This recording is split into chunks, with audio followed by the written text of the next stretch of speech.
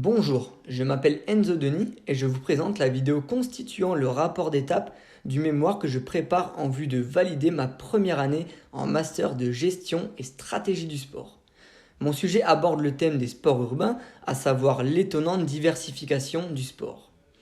C'est à travers ce mémoire que je vais tenter de comprendre à l'aide de Monsieur Salé, professeur en sociologie du sport, ce phénomène d'urbanisation des villes par le sport. Tout d'abord, les sports urbains sont définis par des pratiques auto-organisées dans des endroits de la ville. C'est une pratique qui diffère du système fédéral dans laquelle il n'y a pas de règles ni de compétition, où le sportif est à la recherche de sensations et d'accomplissements personnels. De plus, l'espace urbain non défini à des fins sportives peut être utilisé pour pratiquer. La première personne concernée par ce type d'activité est l'acteur, qui cherche à s'épanouir par sa propre pratique.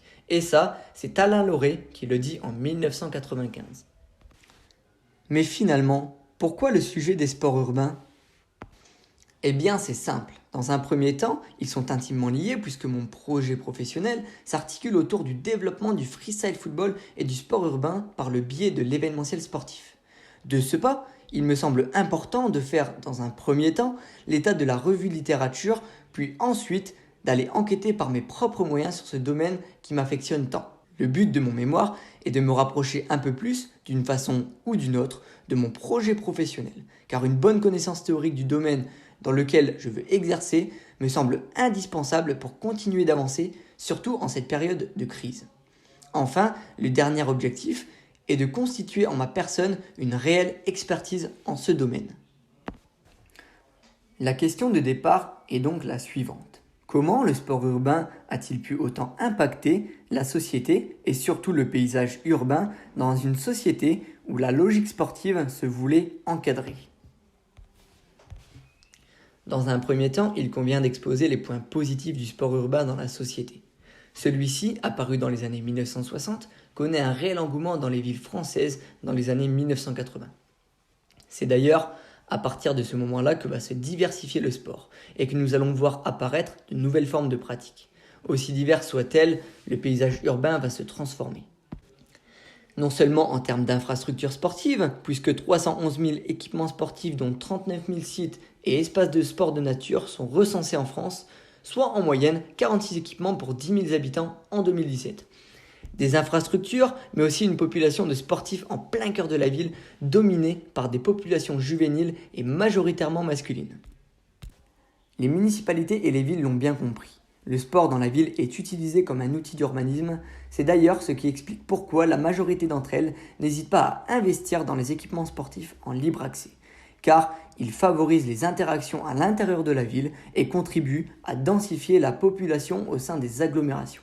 Le but est d'investir dans la rue pour la rendre plus accessible à l'ensemble de la population. C'est également un outil de socialisation puisque cohabiter dans les villes semble accentuer les interactions entre les individus et former au code de la rue. Ces formes de pratiques urbaines jouent un rôle important dans la contribution du savoir-vivre ensemble.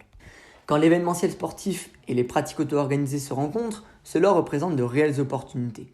Non seulement pour les municipalités qui, par le biais d'événements sportifs, promeuvent les moindres recoins de leur ville, mais aussi pour les sports urbains qui ne font que croître dans les villes. Une sorte de gagnant-gagnant à la fois pour la ville, mais également pour les pratiques auto-organisées.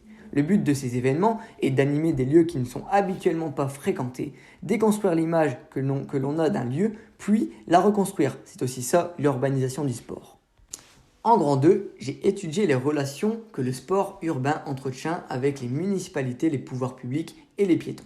Dans un premier temps, les municipalités et les acteurs sportifs ont bien conscience des enjeux du sport urbain en 2021. C'est pourquoi, lorsque l'occasion se présente d'animer leurs espaces urbains, ils n'y réfléchissent pas à deux fois. C'est par exemple le cas des marathons où les municipalités s'investissent pleinement. Elles sont présentes pour apporter leur soutien économique mais aussi matériel. L'avis des piétons est très partagé. Là où certains y voient une réelle animation et de réelles interactions positives, d'autres n'ont pas le même avis et la littérature nous le fait savoir. Bien que les municipalités soient très participatives dans le projet de la sportivisation de l'espace urbain et que cet engouement présente à première vue des animations, des spectacles, il existe néanmoins de réelles tensions avec les piétons et les différentes instances. De nombreux textes et revues scientifiques ont décrit parfois la pratique urbaine comme néfaste pour la société, de par leurs interactions avec les piétons et de par leurs actions dans la ville.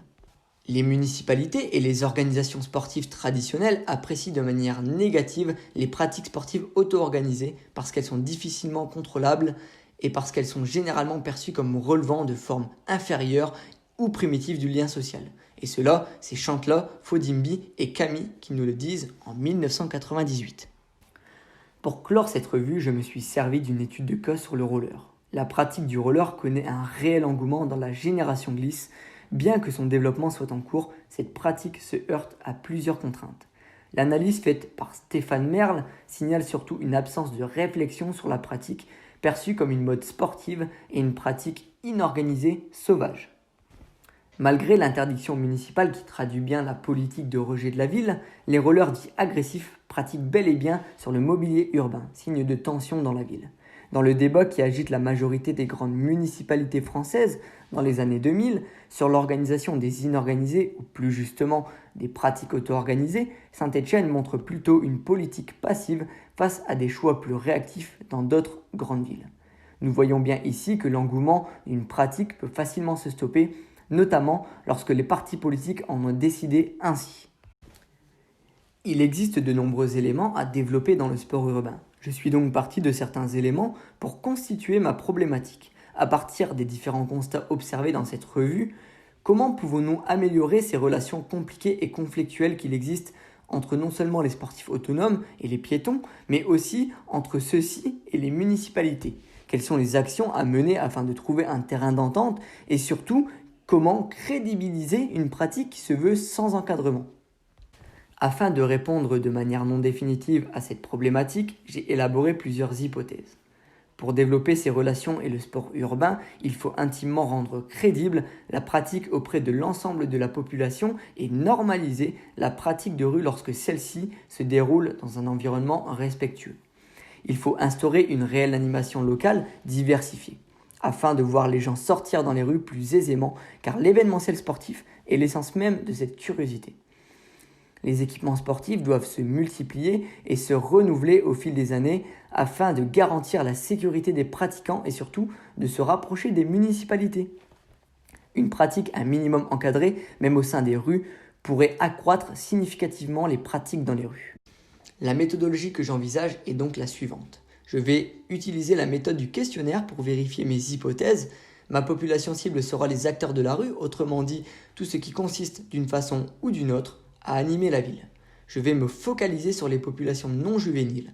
Mon échantillon sera donc entre l'âge de 30 et 65 ans afin d'avoir un avis plus crédible. Ce n'est pas officiel mais j'y pense, j'aimerais effectuer 2 échantillonnages, un avec les sportifs et l'autre les non sportifs, car je veux voir si cette caractéristique influe les résultats. Je partirai donc sur un questionnaire quantitatif, je préfère me référer à des données chiffrées car elles seront dans mon cas plus révélatrices. La vidéo arrive à sa fin et je vous souhaite à toutes et à tous bon courage pour la suite des visionnages.